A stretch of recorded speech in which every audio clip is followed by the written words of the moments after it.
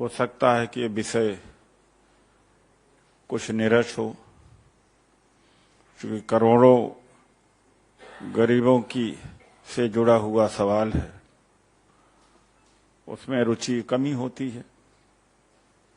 रुचि तो लोगों को अतीक में रही है। फिर भी इन बेसहारों के लिए कुछ कहना चाहूंगा। मैं खुद गांव में पैदा हुआ, मैं जानता हूं परिस्थिति को, और वो आज भी जुड़ा हुआ हूं। तो बड़ी दयनीय स्थिति है। 2005 में मनमोहन सिंह जी की सरकार ने इस कानून को बनाया था, national employment rural employment guarantee act 2005। अभी प्रेस स्टेटमेंट आएगा हिंदी इंग्लिश में, आपको आसानी हो जाएगी। और इसका मकसद था कि साल में कम से कम जो ग्रामीण मजदूर हैं, ग्रामीण कामगार हैं, उनको मजदूरी मिले। ये राइट है, it's a right. Social justice, social economic justice था इसमें। लेकिन इसका खूब मजाक उड़ाया मोदी जी ने। संसद में मैं भी था कि कांग्रेस की ये गरीबी की एक स्मारक होगी याद करने के लिए, इसको हम खत्म नहीं करेंगे। वेलिफिकेशन किया, ही डिड वेलीफाई, और उसका देखने को भी आया कि लगातार बजट में कटौती ही। 2016 में एक मेजर चेंजेस जिसमें आया, जो कि मेरा ख्याल है कि प्रेस की नजरों से और राजनेताओं की नजरों से भी बच गया। पहले ऐसा था कि गांव एक पंचायत को ही इकाई माना जाता था, और उसमें 60% काम हाथों से यानी मजदूर के द्वारा ही कराया जा सकता था। मटेरियल कास्ट केवल 40% था। अब इन्होंने क्या कि 2016 में बेस बदल करके पूरा डिस्ट्रिक्ट को यूनिट बना लिया। सपोजिंग एक जिले में 1000 गांव है या 500 गांव में काम चल रहा, किसी गांव में हार्वेस्टर्स या ट्रैक्टर, ट्रक वगैरह से काम करा लिया, तो उस गांव के जो मजदूर हैं उनको मजदूरी की जरूरत है नहीं। अब तो देखते हैं कि गांव में काम तो रह नहीं गया है। अभी ट्रैक्टर का काफी यूज हो रहा, हार्वेस्टर का यूज हो रहा, कल्टीवेटर्स की यूज रहे, मशीनों का यूज रहे। जो थोड़ा बहुत बचा है उसको भी खत्म, इस तरीके जरिए खत्म किया जा रहा है।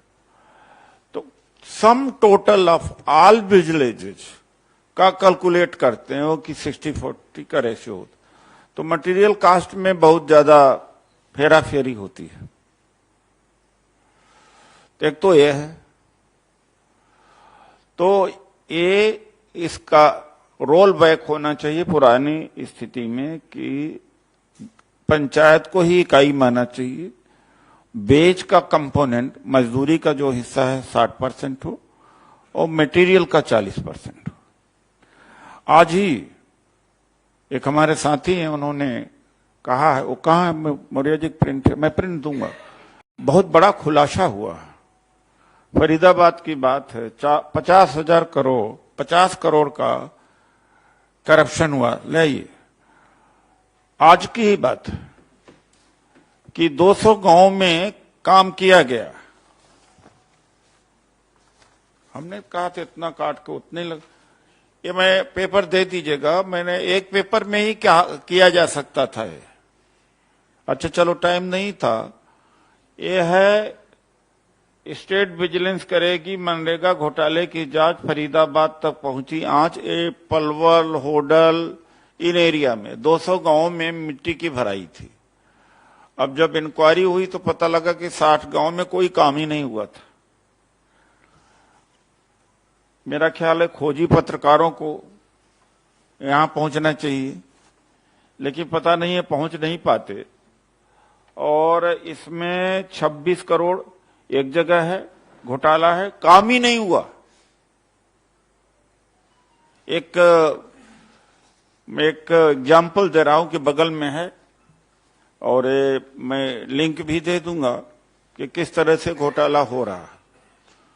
दूसरी जो सबसे अहम बात इसमें है कि लगातार बजट एलोकेशन में कटौती हो रही। इस बार 60,000 करोड़ किया गया, जबकि पिछले वर्ष 73,000 करोड़ था, और इसके पहले 1,11,500 करोड़ था। तो उसके कंपैरिजन में भी घटता चला जा रहा है। और आज जो बजट एलोकेशन है उसके अनुसार जितने ग्रामीण मजदूर हैं उनको 26 दिन का ही काम मिल रहा है। कहां 100 दिन नहीं मिलना था, अब 26 दिन का ही मिल रहा है। और हमारी मांग है कि इसको 100 से 150 दिन कर देना चाहिए, और इस ऑब्जेक्टिव को मीट करने के लिए लगभग 3 लाख करोड़ का बजट एलोकेशन होना चाहिए, तब जाकर के ये रिक्वायरमेंट्स या ऑब्जेक्टिव फुलफिल हो सकता है। ये इकोनॉमी को भी डायनेमिक्स, पता नहीं कैसे इकोनॉमी इस देश में बड़ी होगी। बड़ी इकोनॉमी से कोई फायदा नहीं है इस देश में। बड़ी इकोनॉमी जितनी हो रही उतनी हमें तकलीफ बढ़ती जा रही है, क्योंकि धन संग्रह उन्हीं लोगों के हाथ में हो जाए तो इतनी बड़ी इकोनॉमी को आम आदमी को क्या लेना देना। अडानी के पास ही सारा पैसा पहुंच जाए तो क्या फायदा। और ये कहते फिरे कि देखिए भारत की इकोनॉमी जो लार्ज होती जा रही है, तो ये है इसमें। तो मेरा आग्रह है कि सरकार इसको 3 लाख करोड़ करे और घोटाले को रोके।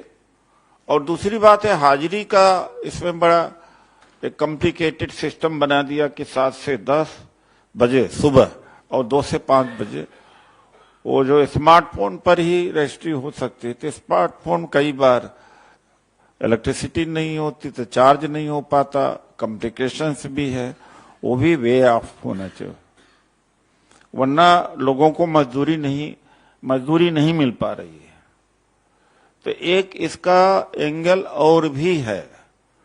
और लास्टली, जिस योजना का मनमोहन सिंह जी की सरकार का उपहास उड़ाया था मोदी जी ने, अंत में वही लाइफलाइन बनी 2020-21 में।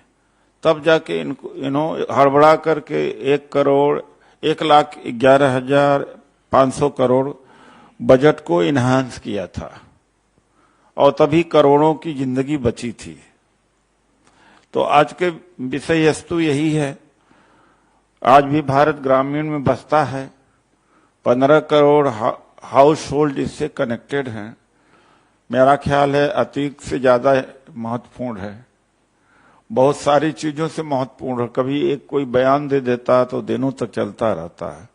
तो आप लोगों से भी आग्रह है कि करोड़ों की जिंदगी का सवाल है, इसमें सिंपैथेटिकली आप इसको कवर करेंगे तो कुछ इम्पैक्ट सरकार के ऊपर पड़ सकता है, वरना तो ये सारे सेक्टर, सोशल जस्टिस के सारे जितनी स्कीम्स हैं सब खत्म होती चली जा रही, करीब सभी खत्म होती जा रही हैं। तो धन्यवाद, यही आज का हमारा विषय था। नमस्कार, मैं हूं मानक गुप्ता। अगर आपको हमारा ये वीडियो पसंद आया हो तो इसे लाइक और शेयर जरूर करें, और हां, हमें सब्सक्राइब और फॉलो करना ना भूलें ताकि आप देश और दुनिया की कोई खबर मिस ना करें। तो जुड़े रहिए हमारे साथ और देखते रहिए न्यूज़ 24।